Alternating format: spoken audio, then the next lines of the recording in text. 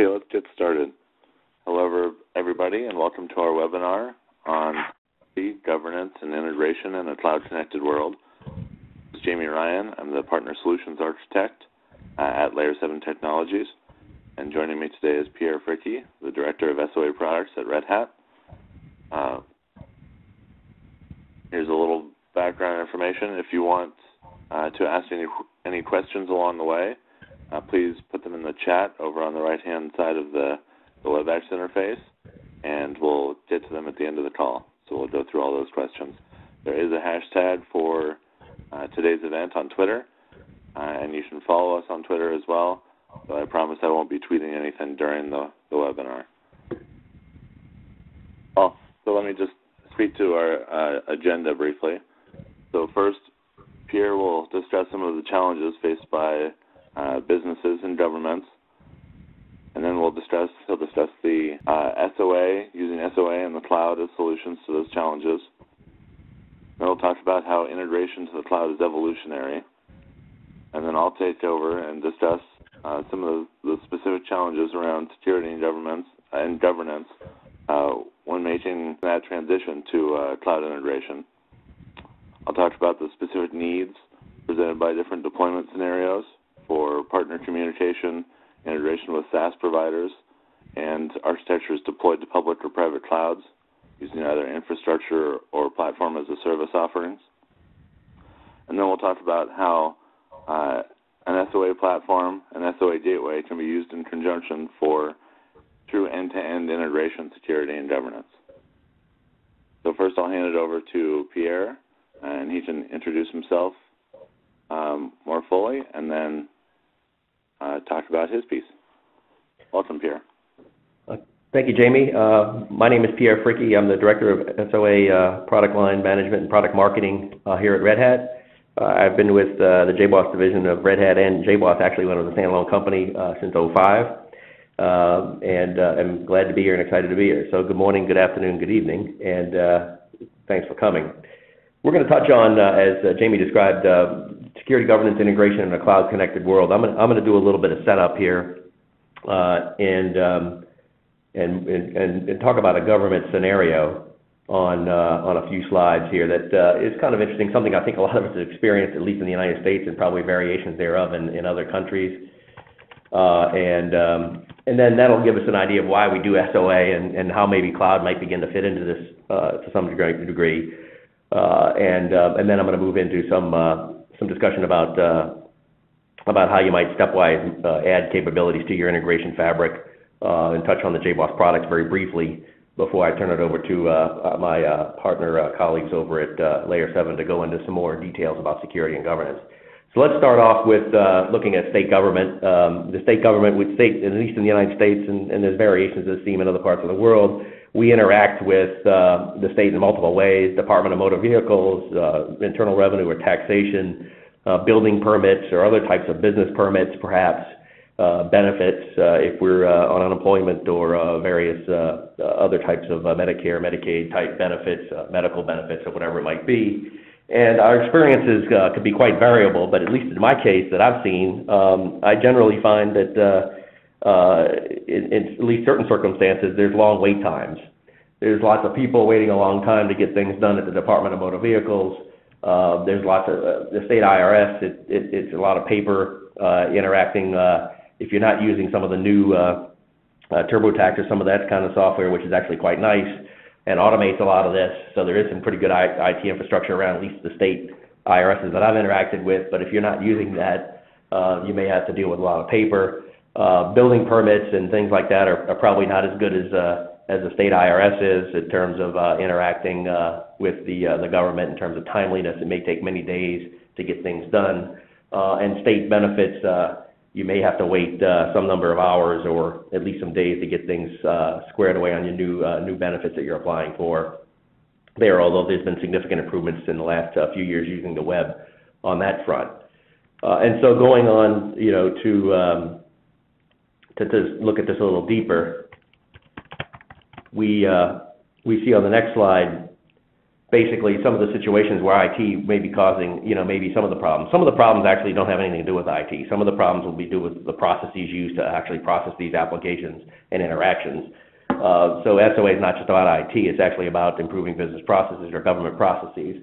But some of the things that could happen to us and it causes these delays, it may very well be when you apply for like a license plate up in the upper left, there's actually several people that touch your application, and there's opportunity for error when they manually transpose the data into maybe perhaps multiple databases associated with your driver's license, associated with the license plate, and those databases have to feed multiple apps. There may be manual handling of the information, and there's opportunity for error there. That could cause some of these delays and some of the problems you may get there. In the IRS is probably one of the better automated things today. If you leverage something like TurboTax, it seems to work pretty well. But in the cases where there may be other governments in other parts of the world where those techniques may not exist yet, or the IT infrastructure may not be in place to support that level of automation, and there's opportunity for error there, as well as delays in getting refunds. And you're probably more excited about getting your refund than paying your taxes. But if I have to pay, I usually wait to the last day. But you still don't want errors when you make payments, and you certainly don't want errors, and you want speedy refunds. Permits is a more tricky situation. If you go apply for a business permit, and I have, or building permits, and I've done that too, that could be, that's not as nice as the state IRS situation in many states, at least the states I've lived in, like Georgia, New York, and now Massachusetts. So permits, offer some challenges, both in terms of process as well as IT. And then benefits, there's lots of opportunities for problems in benefits, and there's actually a lot of activity at the state level to actually improve this situation for benefits beyond the web applications they have today, actually connecting the web applications to leveraging the SOA. SOA integration and then cloud beyond that is actually a pretty hot topic in some of the benefit communities. So going on to the next slide, what's going on here? Why do we see these challenges in IT infrastructure beyond the government process problems? Basically, we see, and some of these things they're actually exploring cloud. So citizen self-service apps, there are actually states looking at using cloud or private cloud or even public cloud architecture to support a widely variable workload. The data sources tend to be privately and on-premise type deployed for various regulation reasons. Benefit and billing applications, sort of the same thing. But when you get to permitting, licensing, and services applications to support those applications, there's actually there's states looking at cloud architectures there, and you may have some relationship management and data or citizen support that may leverage a private cloud type configuration. That's all good. There's some benefits to doing it that way, and we see people doing that. But nevertheless, these things still have to be integrated all together. Just because you put something up in the cloud doesn't mean it's automatically integrated. There's governance and security discussions that we're going to get into with our Layer 7 partners here in a little bit that come to play. But even if you have them integrated, and the graphic below the guy shuffling paper isn't very clear, but that's basically the infamous integration hairball when you use sort of point-to-point kind of connections and hard-coded connections and things where, that certainly reduces the errors and may make things happen faster. But as you got all these new regulations rolling through the system from the federal and state level, you're not very agile to make changes there. And that type of architecture doesn't lend itself very well to a cloud situation where you may be changing providers or changing your configurations as we experiment with the cloud. Those EAI level type point-to-point integrations may not work very well for agility. And so going on to the next slide here, we see there's a better way. And it's not just about applications. We've talked a lot about the next ESB, Next Generation Enterprise Service Bus, which was a second generation enterprise service bus, which supported, multiple protocols, multiple service architectures like web services, EJB endpoints, POJO endpoints, rule services, things like that. Beyond that, we're starting to see a lot more around data. Data was sort of an afterthought in the earlier hot wave of the SOA discussion mid last decade. But in the last year or two, we've seen data virtualization and data integration into a service-oriented architecture, into an ESB being very important, because you're going to have, my citizen records are going to be scattered across a variety of agencies and permitting data sources, and they're going to have different information about me, and some of these applications are going to need to have a holistic view of me, and in order to get that without doing hard hand coding, you're going to need some data virtualization layer that actually can isolate the nuances of the various data sources, whether it be flat files, packaged application data, or relational data, and the table formats, other relations related, and bring a virtualized view that is customized to my particular application. And there's tools to do that, known as data virtualization technology. And that's a good way to deal with that and bring these things together, reduce those pain points we described. And so going on to take a look at the cloud computing. Cloud computing is going to add a new wrinkle to this. It's going to add a lot of opportunity for improvement. There's a lot of applications a lot of destinations where applications can go. I've highlighted some of the more popular and emerging or popular platform as a service highlights here. There's infrastructure as a service level discussions as well for deploying applications. And cloud's actually going to give even a wider variety of sources for data and applications going forward, and especially in the public cloud, consideration for governance and service and security and things like that remain top of line thought that we're going to be discussing here. So this is something that just adds opportunity for application deployment, to speed the deployment of applications, but it also then adds another wrinkle in terms of integration and governance and security as well. So those are things that we need to think about, and we'll talk a little bit more about that as we keep going here. So if we go on and look at citizen self-service with SOA and cloud, what does it look like? It looks quite a bit better than those other pictures. I mean, certainly, some of them, like the IRS in particular, leveraging something like TurboTax, there's a pretty good infrastructure there that works pretty well, but a lot of these agencies don't have good infrastructure, and there's certainly not a holistic view of me as a citizen, and the agencies can't get a view of me as a citizen. And so there's a lot of duplication of, when I do applications, there's a lot of duplication of IT infrastructure. There's a lot of data that's scattered about here that some of these more modern applications and more holistic views of me might help both the government and me from a productivity point of view. So if you put the next generation ESB in here and put a data virtualization layer in here, and then have the right governance and security, you actually end up with a set of people in both the agencies and the citizens that are quite happy, and you get a picture that actually looks a lot better from an ability to respond point of view, and where I can get responses subject to the government and business processes in place much faster. And then, of course, from a user point of view, this actually enables a setup that will look like a portal, or it doesn't have to be a portal in the traditional sense of portal, although a portal is a good thing here from a point of view, but it could be a rich user interface. It could be a user interface for your smartphone. Now it could be lots of different things, and so you have a portal or a view into your state, all your state interactions that are integrated, and so this would be a sort of a vision. There's actually, at least none of the states I've been in are at this level yet, but this is actually taking the logical progression from some of the progress that's been made and taking a technology that now exists with cloud and SOA. You can actually get to this vision in these last two slides. And some states are actually beginning to pursue this. We actually see some people looking at doing these types of things where their citizens can get responses in minutes or hours versus days and months or weeks in some cases. That'll certainly improve both government costs, which are under scrutiny, as well as citizen satisfaction. And heck, you might get some of the guys politicians that could take credit for that at the local level and state level can get voted. That'll be something that'll make a lot of people happy. They'll get more votes that way too. And so going from there, let's take a little bit of a look about some of the steps toward getting to that type of infrastructure. We see integration in the cloud as evolutionary. This slide, talks about another version of the famous silo slide. The cloud doesn't change that. In fact, the cloud's going to offer opportunity to create silos more rapidly. And in fact, if you just pump up a bunch of applications to take advantage of that speedier application development and only think about application development, you're actually going to create a bigger problem, even though you're getting your applications deployed.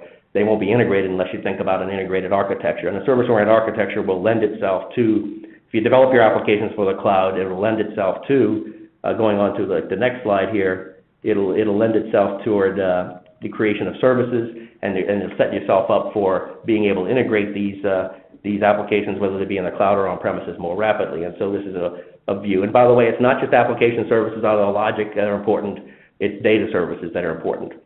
And there may be composite services that actually take the data and various application services and produce a higher level service, and that's actually something we're seeing more of as well. When you go on to the next layer, you see the ability that once you have the service fabric in place, whether they be on the cloud or not, then you can put these things into a business process. And business processes call upon these services and leverage ESB infrastructure and data virtualization infrastructure and data virtualization infrastructure to make that happen. And then finally, you can add rule services to it as well. And so when you add rule services to this, the reason why you want to consider business rules management and rule services are you got a lot of situations where there's benefit calculations. There may be business permitting rules and regulations that need to be codified into the application process. If you bury those rules in the application themselves, it becomes very hard to change them. Actually, the business analysts or government process analysts that understand them more than the developers cannot view them. Those type of people don't understand Java code. The Java developers may not understand the nuances of the business rules. And using something like business rules to pull those things out, particularly if they're going to service and support multiple services, those rule services could become part of multiple composite services and support multiple business or government processes. That actually helps give a level of intelligence, if you will, to the services and to your IT infrastructure. And so just a brief commercial here, and then we'll wrap up on the front end here on the integration and start talking about some other very important issues as well. The Jboss Enterprise SOA platform is our next generation enterprise service bus. It's been in the market for a while. We'll continue to improve it and add on to it. It is a foundation for doing this type of integration that we're describing here. We actually are engaged in situations where we're integrating cloud services into on-premise business processes. We see that today. We see a lot of government activity around citizen self-services we described in the upfront part. We see people using this in the financial industry and healthcare, eliminating unnecessary paper, and also beginning to consider cloud. And we actually see people, a few very leading edge customers in taking a look at the SOA platform and actually putting it in a private cloud, running this as an integration fabric in a cloud that's elastic and it gives better version control over that. That's actually pretty early for this type of on-premise this type of deployment, but we're actually starting to see some of that as well. We took that and we added a layer, the data virtualization layer that came out of our old MetaMatrix acquisition and code with a metadata repository, which is targeting the data virtualization layer at this point. Ultimately, will expand in the next year or so to other parts of the portfolio like the ESB. But the data services actually adds the data virtualization layer you talk, and if you take this package here, this package actually combined with data and the ESB with registry and workflow and rules actually is the foundation for delivering that Jboss Enterprise middleware integration fabric that we've been talking about. And I'm not going to go pitch in all the benefits and all the things here. You can go read our data sheets, and you can certainly contact me, and I'll plug you in to help get you up to speed on more of these in more detail. But these are the foundations for the integration service fabric that we talked about before. And so we go on to integration in the cloud, summation chart here, and we see this is what it looks like when you use that Jboss Enterprise data services platform with the rule services, our business rules management system, et cetera. You basically have these various applications. You can then take services out of these applications, build composite services out of these applications, orchestrate those services, and then integrate to applications and front end through a variety of protocols. This becomes the foundation for the intelligent integrated enterprise, if you will. But there's more to it. So when you lay out this type of an architecture, particularly as you add cloud, security and governance is always a consideration and a concern, but now it's magnified. This is another area as you begin to develop architectures leveraging cloud applications that becomes critical. And with that, I'm going to turn it over to my colleagues at our partner, Layer 7, to take us through some discussions about how security and governance become a more important consideration and how you can go about solving those challenges. Thank you very much, Pierre. Okay, so Pierre talked about some of those integration challenges around bringing together different data sources, business rules, application logic, and how you can solve those problems with an SOA platform built around an enterprise service bus. Now, we're going to take that out to the cloud and really provide more value when you can securely extend that architecture beyond the four walls of the data center. So once you can include those external data sources and applications securely, that's when you really gain a lot of value. So we start with the kind of lower left corner with what I'll call the SOA-ready applications. So these are internal, they're standards-based, and then we'll extend that to internal apps with a bit more integration required. So this could be legacy applications running on mainframes that need to be modernized, or packaged apps like CRM and ERP. They all have specific adapters or APIs, but integration is still a challenge, and that's where something like the Enterprise SOA platform is ready to meet those challenges. Where we run into trouble is when we try and leave the data center, leave cross-network boundaries, and go out to external sources. So we go outside the firewall to integrate with applications either in a partner environment or at a third-party SaaS provider. So while these interfaces might be built on standards like REST or SOAP, they still provide a very specific API, which means there needs to be some integration work. So you need to code to that API or integrate those data sources. And the fact that we're crossing boundaries means we also need to worry about the security of our data, even though we don't control the other end of the pipe. So we only control our end of the pipe, and you need to make sure that data is secure all the way to the other end. So as soon as you have data flowing over that connection, then you also need to worry about governance. So interfaces that change over time, versioning, the availability of their services and your services, monetization of calls out to these third-party SaaS providers, those all become issues and come into play.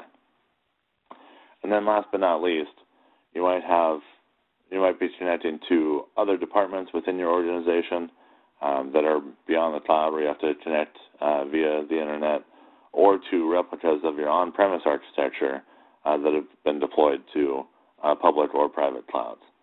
So you could be deploying for scalability or overflow during peak traffic times, or to quickly ramp up a new test or dev environment that can be spun up and down.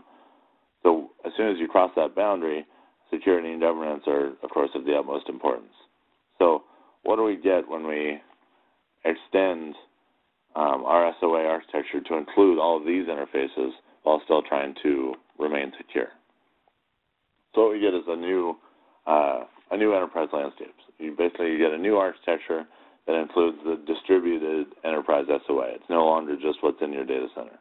You've essentially extended those boundaries to include all of these new pieces of the puzzle. So you see the packaged apps like CRM and ERP, perhaps legacy mainframe applications, business partners and SaaS providers, and app deployments either in other business silos, like Pierre mentioned. So you ramp up your application development in various silos, but now you have to go out and connect to those, whether they're in some acquisition that you just acquired, or whether they're in another division of your company that's been around for a while. Or you can be connecting out to cloud environments. So you've got your next-gen ESB sitting in the cloud and integrating all those sources, but you still need to connect securely over the internet. So you'll see in the middle kind of new additions to the architecture that enable that security and governance to extend to all of those new environments. And that's the Layer 7 gateways for SOA or cloud. So I'll do my commercial pitch here, and then we'll talk about the actual features and deployments where these come into play. So Layer 7 gateways are appliances generally deployed in the DMZ or in the cloud that provide an easy-to-configure drop-in enforcement point for runtime policies around security and governance. So like the SOA platform that Pierre discussed, these gateways provide standards-based integration. So you want maximum interoperability, so you want to be able to speak all the standards that are in play. And of course, that includes integration with the ESB itself and its surrounding technologies. So because we're application aware, because the gateway is application aware, and you're looking at actual traffic for a specific service or API that's been exposed, we need to integrate with the registry and repository to get service definitions and metadata about those services. We need to support a wide variety of protocols, so you can deliver messages to any interface exposed by the ESB. You need to be able to transform message formats at the edge. So you can actually, there's optional acceleration hardware, so you can do that in hardware, and reduce the load on the ESB itself by doing some of that stuff at the edge. I'm not talking about business rules. I'm not talking about application logic. All that stuff should stay in the SOA platform, but you can do some determination on the way in. You can also do onboard monitoring and reporting. We have tools for that. Or you can integrate to the enterprise toolkits through SNMP, syslog, WSDM, etc. So you want, sometimes you want a central repository for all that information. So your logging and monitoring from the SOA platform ends up in the same place as logging and monitoring from the gateway. And places that we see these deployed are governments, so city, county, state, local, federal. A lot of the places that Pierre described in terms of state DMVs and taxation boards, but also military and civilian contractors for the military. So really anywhere that security becomes an issue. We also have financial services customers, so banks and insurance companies. You, of course, need that security around financial transactions. Anytime that's happening, there's all sorts of regulatory compliance issues. Telecommunications, so cellular carriers, also service providers use these kinds of gateways for securing their APIs. Energy and utilities, there's a big push around smart grid, regulatory requirements for security, for protecting vital infrastructure, vital government infrastructure or energy infrastructure. And then retail for partner communication between, say, ordering from supply chain stuff, also API management and mobile use cases so that you can make a purchase from your local retail store over your cell phone. So now I want to get into some of the specific deployment scenarios. So let me introduce them first, and then I'll discuss each one individually. But these are three different scenarios that kind of map back to that external connectivity that I mentioned on the previous slides.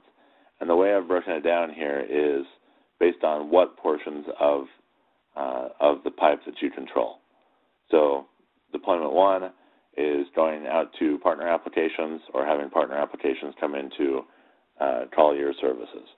So you only control one end of the transaction here. You've got your on-premise solution, and they're making a call in, or you're making a call out to a partner app, but it's going to be a custom integration. So even if it's standards-based, there still needs to be some sort of integration of some sort of API, and it's not you defining the API. So we want to protect both incoming and outgoing traffic, and we want to manage service interfaces and SLAs. So we've got kind of clustered enforcement points for publishing services, enforcing SLAs, collecting data for reporting, etc. Deployment two is cloud integration to a SaaS provider. So it's similar in that you only control one end of the pipe, and the other end is completely outsourced to that third-party SaaS provider.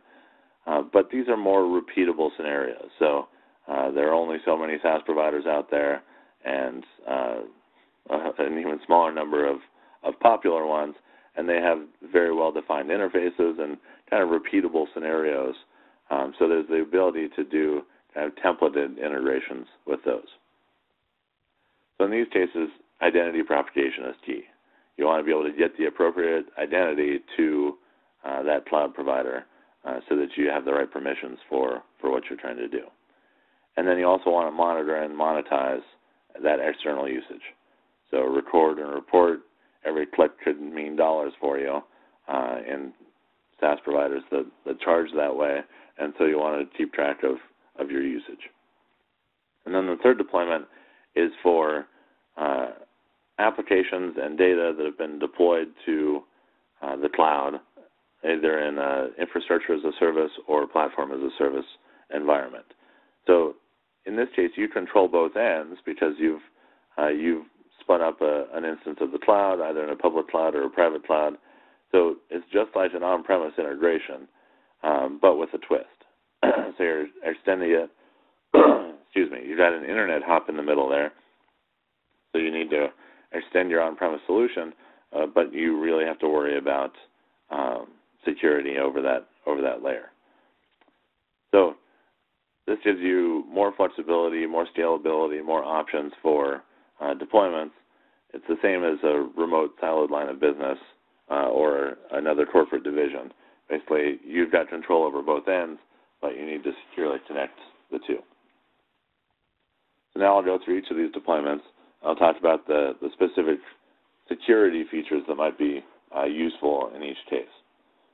So for partner applications, you can have on-premise apps and data, as you see here in the Jboss Enterprise SOA platform, either making calls out to partners or allowing calls in through the firewall to some API that we've published.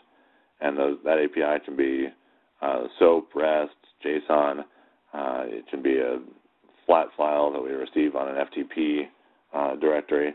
So there's a pretty broad variety of things that the SOA platform will support in terms of integrations, but we just need to worry about, at the moment, the security going over the wire.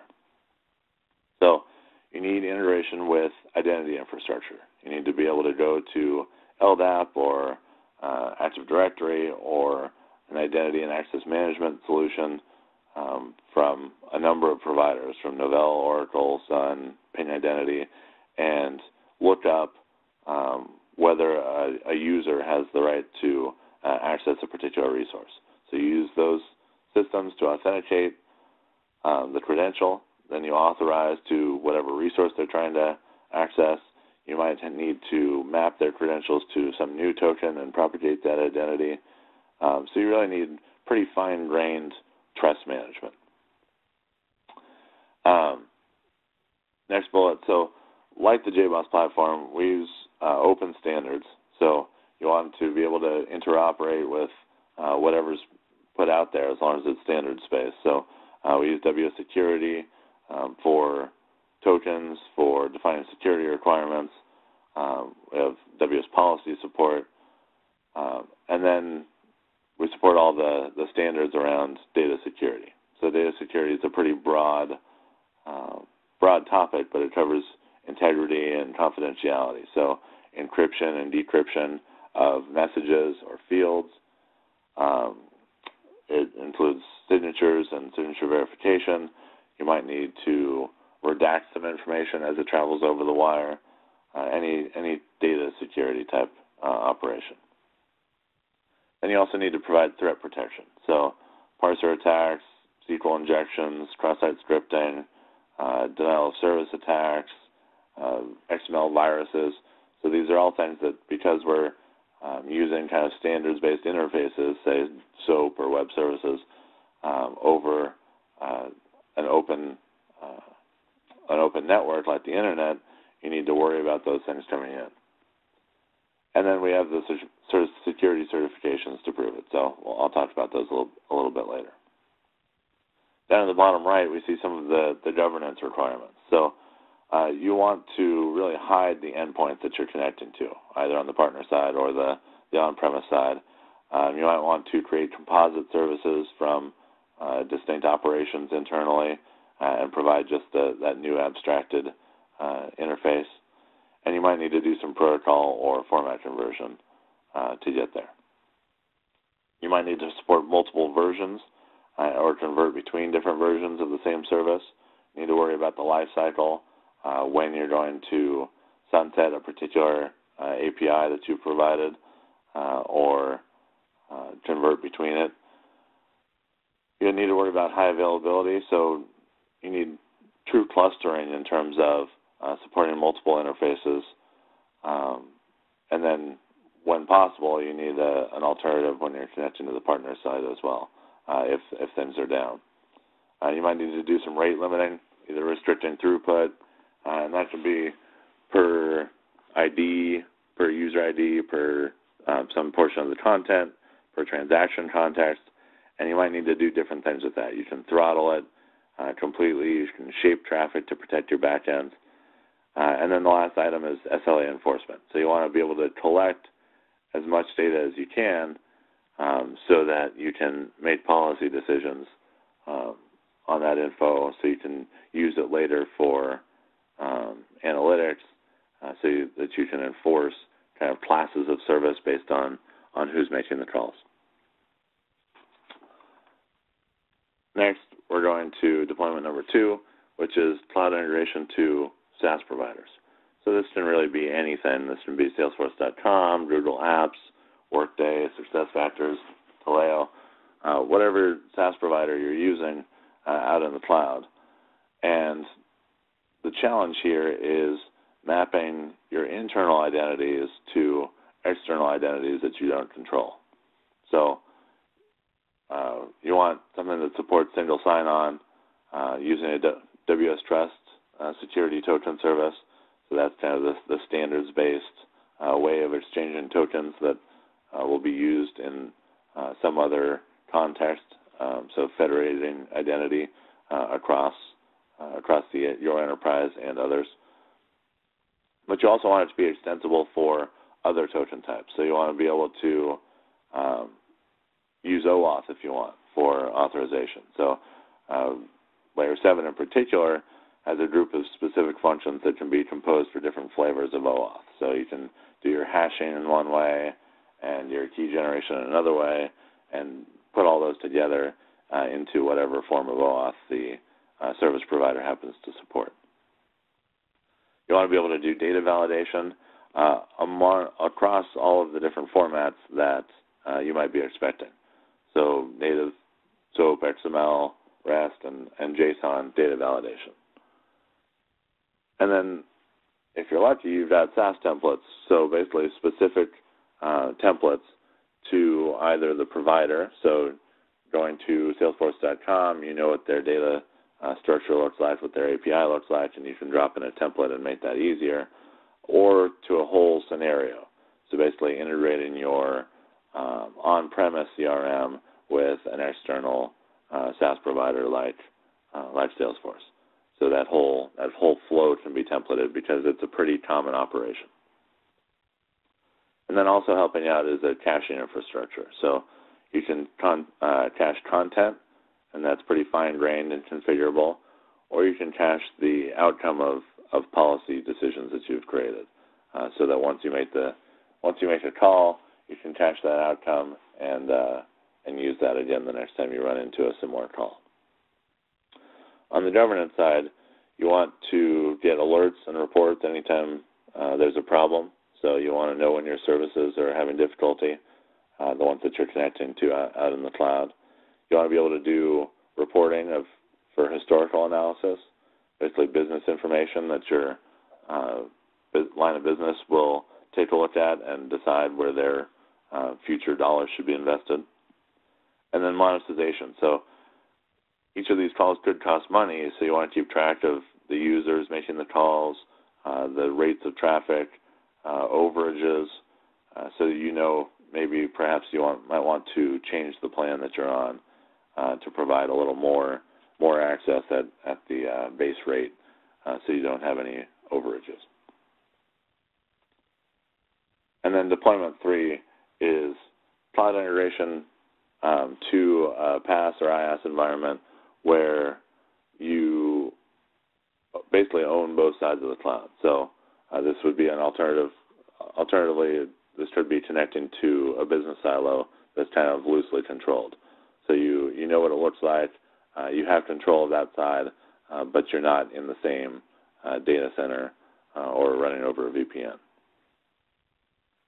So here you really need an end-to-end secure channel. So this is where your deployment changes a bit in that you have your on-premise apps and data and then a Layer 7 gateway on both sides of the equation. So you're out in the cloud, deployed to the cloud, protecting the apps that are resident out there, and then also on-premise, protecting the apps that are resident there. And you can really use that control to create an end-to-end secure channel. So Layer 7 gateways in particular can create that channel by recognizing and auto-configuring any of the security declarations that need to happen. So if the endpoint out on the cloud knows that it needs to receive a message that's been encrypted, the gateway on-premise can recognize that and add the appropriate encryption before it leaves the data center. This is transport and message layer. So you can do SSL and then terminate the SSL. You can encrypt and then decrypt. You can sign and then verify. You can include a credential and then do authentication and authorization on the far end. And that's where that identity propagation comes in. So you can really do kind of end-to-end. So the same user that's making the request has an identity in the cloud, and so you just make sure that identity is propagated all the way. Or you can you can swap it out for a new token and do some kind of federated identity so that your internal user has an associated user in the cloud as well. And then really it's all about real-time policy enforcement. So real-time decisions about routing, so you can route to the cloud during peak hours. You can actually use it as overflow. So you can make these decisions on the fly based on the information we have at the time. So based on the response times from our on-premise, we might want to go out to the cloud. Based on the user, we might want to send them to the cloud rather than to the more important on-premise solution. So this really allows you to use the cloud to its full potential and solve the security concerns along the way. On the governance side, so you want to monitor your gateways. Obviously, you want to know the health of the appliances, and so there's a dashboard for that where you can see both the on-premise and cloud-deployed appliances on one dashboard. You want to be able to migrate across environments, so you are doing your dev and test internally, and you want to be able to push a button and push that out to cloud-deployed gateways. You want to be able to manage clusters and get reports and statistics across an entire cluster of gateways. And you want standards-based integration to really everything else, including the cloud platform that you're using. So you want to be able to act upon the cloud in case you need to maybe instantiate a new instance or make a low-level call via SSH or some API provided by your cloud provider. So the way we're able to do this is by providing multiple form factors. So there's a hardware appliance option. There's also a virtual appliance that allows deployments on-premise or in the cloud. So it's still a drop-in solution, minimal deployment time, no agents, no dependencies, but it allows you to deploy to environments where you don't have full control over the platform. So on the hardware appliance side, this is common for DMZ deployments, for military, for customers that require hardware for storage of keys or for acceleration of transformations. So it's a military-grade security device that has certifications from Common Criteria and FIPS and hardware XML acceleration, or you can deploy it virtually on a number of different platforms. So it's a pre-installed hardened image that you then deploy to VMware, Zen, or even on the Amazon cloud. And we're also FIPS certified in software, so you can do those cryptographic operations in software as well. And then lastly, it's available as software as well.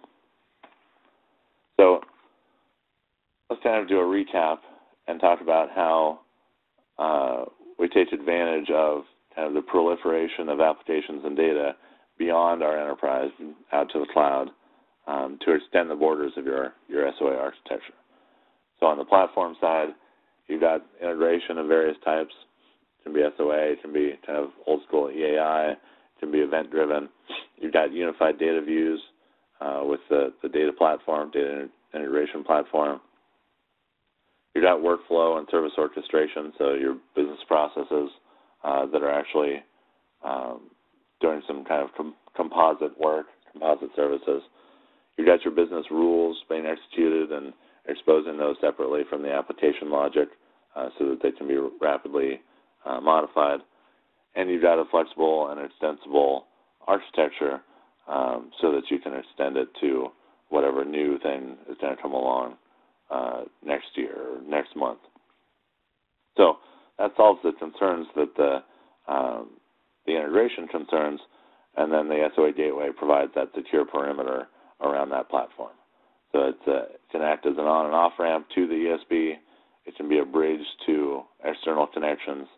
It can participate in federated ESB deployments across different silos or across different companies. And it really provides application-aware externalization of policy and data collection for API management. Okay, so for more information, you can go to our website or to the Jboss website, and let's take a look and see if we have any questions. Okay, so I disagree that we would control both ends on deployment 3. The cloud provider will still have admin control on the integration gateway on their side, which means passing access to your extended network to unknown persons. So certainly you are giving up some level of control. Depending on whether it's IaaS or PaaS, you're either giving up just network access or data security. So sometimes they provide the middleware tier or the database, the storage that you're using. So certainly there are internal security challenges as well. And when you are using the SOA platform to retrieve that data, that's something you have to be aware of. But when you cross that boundary, you want to be able to provide that secure perimeter as well. Does the Layer 7 gateway work only with Jboss SOA? Absolutely not. So just like Jboss SOA doesn't work only with the Layer 7 gateway for security, we don't require the Jboss SOA platform. So any standards-based product or application suite that provides some of those interfaces, we can work with that. So any of the big ESB products,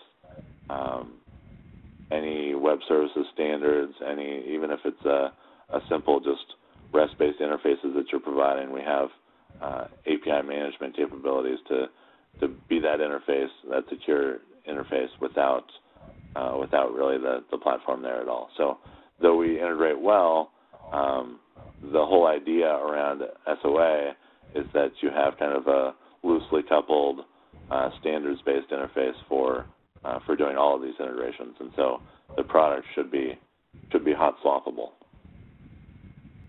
So do you want to take this one, Pierre? When would it be best to host the integration platform on a public cloud versus on-premise? Yeah. So right now we see most people hosting the integration platform on-premise. That's pretty, at least for the custom type deployments. There is a whole other market segment that we didn't really talk about here too much. That's the B2B hubs. Those things are integration known. That's probably the earliest Splat as a service opportunity out there that's been around since the .com days, $1 billion market or so.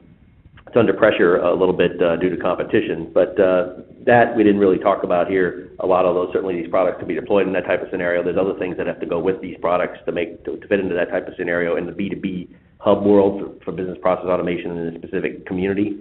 So there is, that would be, if you want to set up a B2B hub, that's an ideal situation for a cloud, for an off-premise public type cloud or a gated community type cloud. As far as the custom type deployments, when you're driving your own business processes, perhaps having some lighter weight partner integration than you might do in a B2B hub, where you're driving the project internally, that tends to be on-premise. When would you put that type of thing in the cloud? I would say you'd probably supplement it with a hybrid cloud first, whether it be an internal hybrid cloud or a public hybrid cloud that'll run the same integration platform you're running internally. So, for example, down the pike here, our SOA platform will be hosted in at least components of it will be hosted in OpenShift and CloudForms, compatible and so forth, back and forth between the on-premise and cloud offerings. When that happens, you'll be able to host, you'll be able to create a hybrid cloud with the integration fabric. You'd want to do that in a situation where you have a spiky workload on the integration fabric itself, the messaging fabric itself. That would be a type of a situation where you want to do that. Or if you're a relatively newer startup or a smaller organization or a larger company, don't have the money to deploy a lot of new hardware for your integration fabric, you may want to put the put the SOA platform in the cloud as well. The other time you might want to do it, the third time you may want to do it would be in that like platform scenario 3, where you're integrating a lot of different cloud services, and you're also integrating a lot of applications on-premise.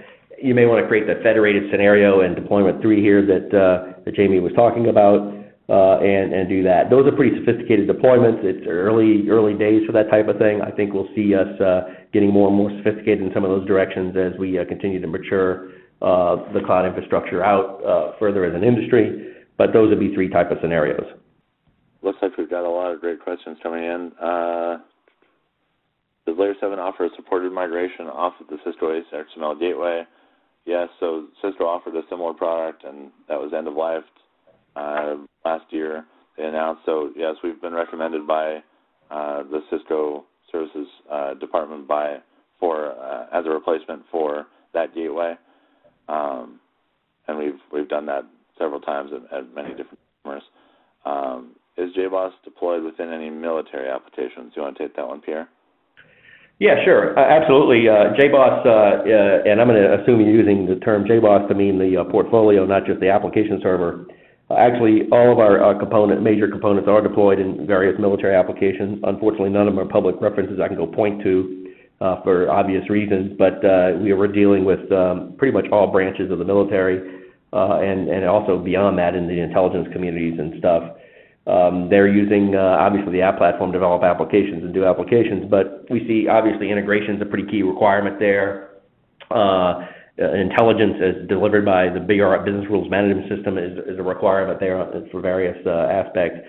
Data services, our data virtualization technology, we see growing interest in to deal with the problems of dealing with multiple data sources, which is a pretty common problem across agencies, both in military and non-military and intelligence and things like that. So we do see Jboss being used in these types of scenarios. Thank you. Do you also support Web SSO, or you have to provide the application server identity information by using SAML, for example? So yes, we support all versions of SAML, including the Web SSO profile, so you can do those types of identity propagation or identity federation using sender vouches, holder of key, bearer token. So we support all those profiles. Our enterprise is currently using data power from IBM. Would we be able to deploy Layer 7 Gateway in the cloud to facilitate secure communication and integration using both gateways? So, yes, I'm actually from data power originally, and I wrote the book on data power, but because we're using standards-based integration, so anything that's encrypted using our platform or that platform can be decrypted by the other platform because we're using the standards around WS security, encryption and decryption. And all of the same applies to signatures and signature verification and access control tokens. So the idea is the same. If you support Web SSO, how would you provide identity information to Jboss AS or Jboss EAP? I don't know exactly what formats AS or EAP will take, but I assume they support some standards-based format like SAML, Pierre. Do you know? Yeah, that's one example. Okay, so that would be an easy way to do it. We can generate a SAML assertion containing the user, what permissions they have, any additional attributes, and that identity can be provided to the endpoint. Does Layer 7 device support integration with Integrity SiteMinder for SSO? Yes, we do. So that's one of the built-in integrations that you get out of the box. So you can drop it in, say connect to SiteMinder, and do your authentication and authorization there. Sorry, I'm hurrying, but there's a lot of questions, and I'd like to get to them all. Where will the PDP be located in this scenario? So I'm not sure when this was written, which scenario, but probably deployment 1. We're talking to doing authentication and authorization for partners. So the PDP can either be on board.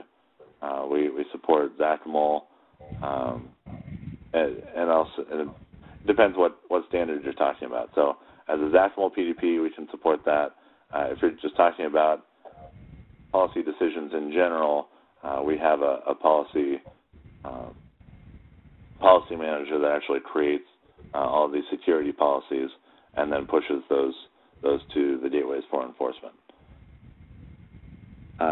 Would the enterprise have to dedicate ESB infrastructure for this purpose, or could we use the existing backbone ESB infrastructure? So no, you shouldn't have to dedicate any new hardware or new instances for this. You can integrate with whatever you have. So I mentioned all the standards-based interfaces. We can connect to whatever you have existing, whether it's at the messaging layer, if you've got MQ running underneath, or some flavor of JMS, or if you've got HTTP interfaces or file-based interfaces, whatever it is, we can connect to the existing infrastructure. Can the Layer 7 device establish a VPN between the enterprise and the cloud? So we actually have a product called the XML VPN client, and it's not really what it sounds like. It's not a network layer VPN. What it does is establish a trust relationship between either two Layer 7 gateways or between a lightweight client that you can install on a local machine and a remote Layer 7 gateway. And that establishes that trust connection and exchanges information about what security requirements are there for messages that flow over that pipe. So if encryption is required, it'll let the XML VPN client know that, and you submit your message to the local client, and it will actually do the encryption for you and send it over the wire. So it's an easy way to create end-to-end and kind of onboard clients that aren't necessarily ready for changing all their clients to support message encryption and digital signatures. Often it's putting a heavy burden on your clients when you say, okay, now we need these types of user tokens, and your messages need to be encrypted, and they need to be signed. That's a lot of effort in some toolkits and in some client applications. So we provide that XML VPN client as a shortcut. Okay, so let's wrap this up. Thank you, everybody, for joining. If you have more questions, you have our email addresses, you have our websites, and you have our Twitter handle. So thank you, everybody, for joining, and see you next time. Thank you. Y'all have a good day. Thank you, Pierre. Bye.